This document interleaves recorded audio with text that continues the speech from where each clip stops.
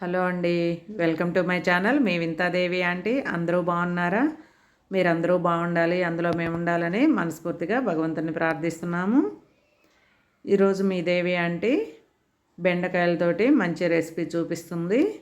ఈ బెండకాయలని ఫస్ట్ ఉప్పు వేసిన నీళ్ళతోటి శుభ్రంగా 2 సార్లు కడిగి పెట్టుకోండి. ఇలా కడిగిన తర్వాత మొత్తం నీట్గా కట్ చేసుకోండి. త్వరగా అయిపోతుంది, చాలా టేస్టీగా అయిపోతుందండి. బెండకాయ కూర ఎవరు తినని వాళ్ళు కూడా తింటారు, అంత బాగుంటుంది. చూడండి ఒకసారి ఎలా చేశాను. నీట్గా ముక్కలు కట్ చేసి పెట్టుకొని ఉల్లిపాయ ఒకటి తీసుకోండి, ఉల్లిపాయను కూడా కట్ చేసి పెట్టేసుకోండి. వీడియోని చివరి వరకు చూడండి. నచ్చితే సబ్స్క్రైబ్ చేయటం మాత్రం మర్చిపోవద్దు. కొత్తగా చూసిన వాళ్ళు లైక్ చేయండి. ఇలాగ మొత్తం కట్ చేసుకున్న తర్వాత ఒక ఉల్లిపాయను కూడా తీసుకొని ఉల్లిపాయ కట్ చేసి పెట్టుకొని ఇప్పుడు కర్రీ కోసమని గిన్నె పెట్టుకున్నాను గ్యాస్ మీద. ఇంకా ఆయిల్ వేసుకొని ఆయిల్ కాగిన తర్వాత తాలింపు గింజలు, ఆవాలు, జీలకర్ర, ఎండుమిర్చి, కరివేపాకు అవి వేసేసాను. వేసిన తర్వాత కట్ చేసుకున్న ఉల్లిపాయ వేస్తున్నాను. ఉల్లిపాయని కొంచెం మగ్గనిచ్చి మనం కట్ చేసి పెట్టుకున్న బెండకాయలు మొత్తం వేసేద్దాము.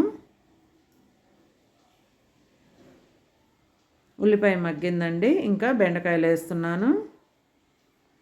ఇలాగ బెండకాయలు మొత్తం వేసిన తర్వాత తగినంత ఉప్పు, కారం, పసుపు వేసుకోవాలి.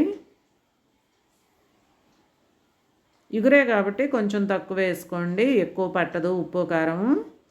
ఉప్పు కారం వేసిన తర్వాత ఇలా మంచిగా కుదిపి పెట్టుకోండి. అంటే మామూలుగా కలిపెడతాము, కలిపెడితే అప్పుడే పచ్చిగా ఉంటాయి కదా, విరిగిపోతాయి అని. ఇప్పుడు కొంచెం 2 స్పూన్లు పెరుగు వేసుకోండి. పెరుగు వేసిన తర్వాత ఒకసారి కలపండి, అంతేను. కలిపేసి మూత పెట్టేసి 10 మినిట్స్ సిమ్లో పెట్టి మగ్గనివ్వండి. అసలు వాటర్ వేయొద్దండి, వాటర్ వేయకుండానే ఉడికిపోతుంది బెండకాయ. నేను చూపించే చిట్కాని చూడండి. బెండకాయ ఉడకాలంటే పైన కొంచెం చిన్న గిన్నెలో నీళ్లు తీసుకొని మూత పైన పెట్టండి ఈ గిన్నెని. అప్పుడు బెండకాయ స్మూత్గా బాగా ఉడికిపోతుంది. చాలా అంటే చాలా టేస్టీగా ఉంటుందండి. మధ్యలో ఒకసారి తీసి కలుపుకోండి.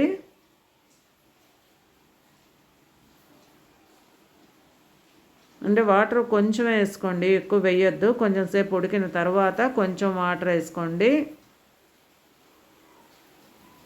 ఇలా వేసి మూత పెట్టిన తర్వాత బెండకాయలు మొత్తం ఉడికిన తర్వాత కొంచెం కొత్తిమీరని కట్ చేసి పెట్టుకోండి. ఆ కొత్తిమీర వేసేయండి. చూడండి వాటర్ అంతా అయిపోయి మెత్తగా అయిపోయింది బెండకాయలు. కొంచెం కొత్తిమీర వేసుకొని 2 మినిట్స్ ఉంచండి.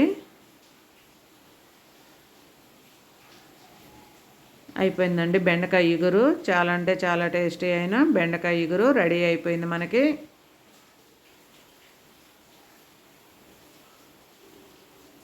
కొత్తగా చూసేవాళ్ళు తప్పకుండా సబ్స్క్రైబ్ చేసుకోండి, లైక్ చేయటం మాత్రం మర్చిపోవద్దు.